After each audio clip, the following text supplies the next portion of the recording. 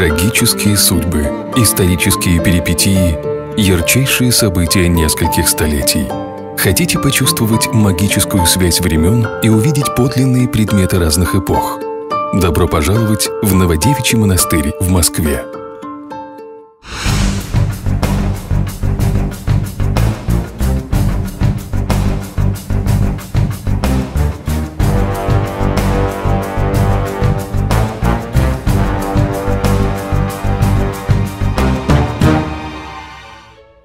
Войдя в ворота монастыря, вы поразитесь тому, насколько искусно он построен.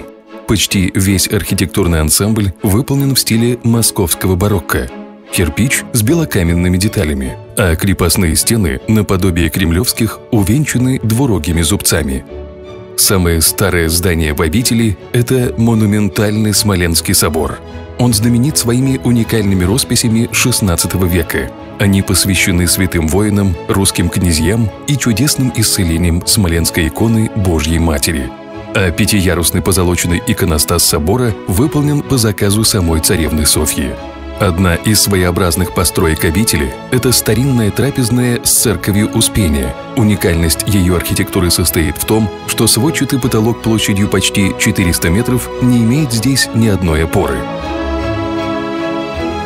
Интересен музей Новодевичьего монастыря. Его экспозиции периодически меняются. Всего в запасниках музея хранятся около 12 тысяч экспонатов, среди которых можно отыскать настоящие сокровища.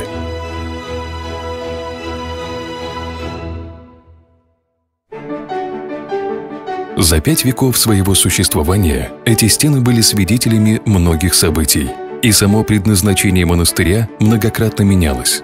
Сегодня музейные экспонаты соседствуют здесь с действующей обителью. Кто-то приходит сюда полюбоваться памятниками старины, а кто-то помолиться и послушать православный колокольный звон.